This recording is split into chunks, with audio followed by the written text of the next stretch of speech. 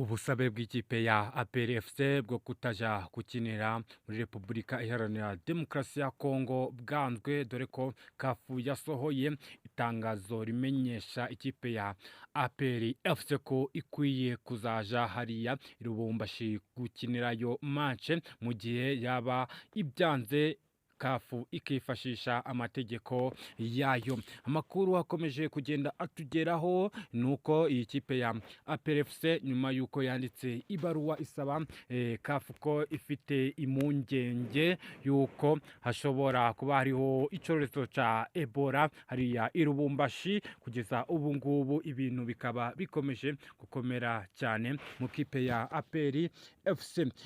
Dr Patrice Motsapa ariwe ushinzwe ishyirahamwe mpuzamashirahamwe w'amaguru muri Afurika, akaba ariwe watangaje ayo magambo abwira ikipe ya APR FC ko ikwiye kwitegura, mu gihe kandi ikipe ya Rayon Sport yo yatangaje amagambo akomeye ko niyo match bayegeza imbere yo yiteguye kandi imeze neza, n'abakinyi bayo nk'uko mubazi bose bameze neza nta kibazo. Ikipe ya Rayon Sport ikomeje kwandika amateka ndetse igakomeza no kugenda ikora imyitozo ikakaye cyane, dore ko abayobozi ba Rayon Sport rwose ubu ngubu bafite amahirwe ndetse n'imigisha, kubera yuko bafite abakinyi beza ndetse n'umutoza mwiza, bafite intego nyamukuru yo gushaka igikombe, kuko uyu mwaka w'imikino wa 2026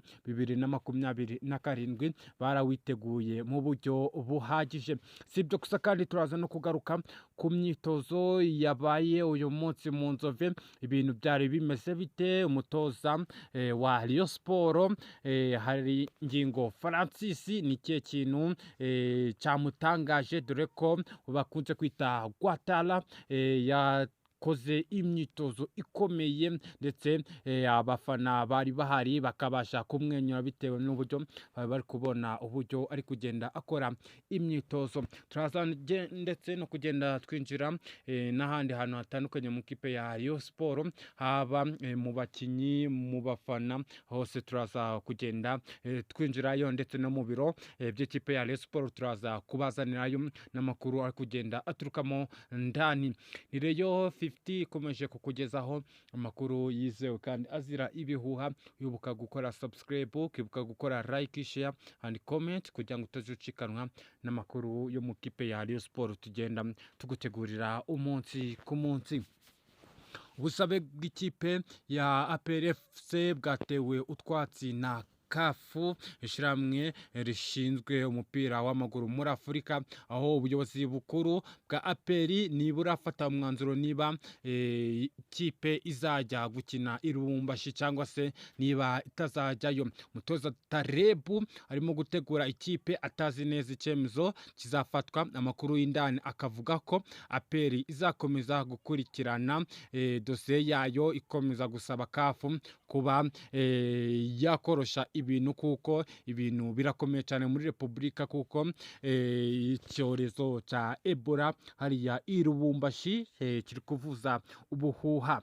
Amahirwe rero ni hafi ya nayo, kuko ibintu biragaragara kuri 80% ko ikipe ya APR FC idafite umwanzuro wo kuba yaje hariya i Lubumbashi, kuko ibintu birakomeye cyane muri Repubulika Iharanira Demokarasi ya Kongo. Icyorezo cya Ebola kiri kuvuza ubuhuha ndetse kimeze nabi cyane, aho ikipe ya APR ikaba itari yatangaza amatike ndetse n'uburyo ibintu bimeze, ndetse kugeza ubu ngubu duhereye kuri uyu munsi habura iminsi 13 kugira ngo match ibe. Ese ibi bintu bizitwara ute? Ese ikipe ya APR FC niramuka itagiyeyo igomba kuzanwa, kuko kafu ibifite amategeko igenderaho, kuko niyo ishinzwe ibintu by'imipira muri Afurika, ndetse akaba anariyo ifasha n'amakipe cyangwa se mpuzamashirahamwe gufata ibyemezo.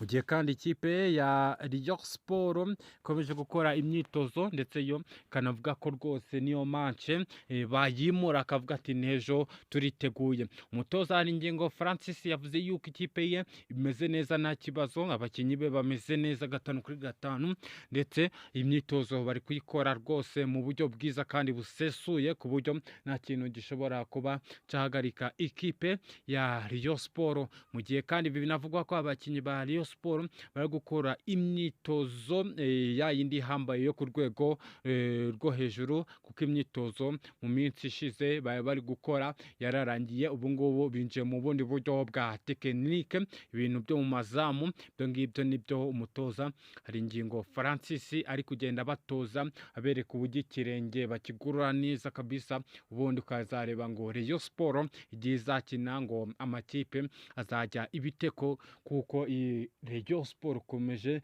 gutera ubwoba amakipe, kuko uburyo itojwemo ni uburyo budasanzwe, ni uburyo buri kugenda butungurana. Ndetse mu gihe cya Sekafa Kagame Cup amakipe yaratunguwe cyane bitewe n'uburyo yabonye iyi kipe ya Rayon Sport itojwemo, ndetse mu gihe gitoya cyane Haringingo Francis yamajije gufata abakinnyi basha abashyira ku murongo kuri gahunda, ibintu biri kugenda neza. Kumva ko rero iyi Murera rwose muyitege bakunzi ikipe ya Rayon Sport, ibintu birimo kugenda neza rwose. Abaganga bari kwita ku bakinnyi bari kugira utubazo, kuko imyitozo bari gukora bari kuba bahari, ndetse n'abafana nabo bari kuba bahari, kuko bari kuza kureba uko ikipe ya Rayon Sport imeze.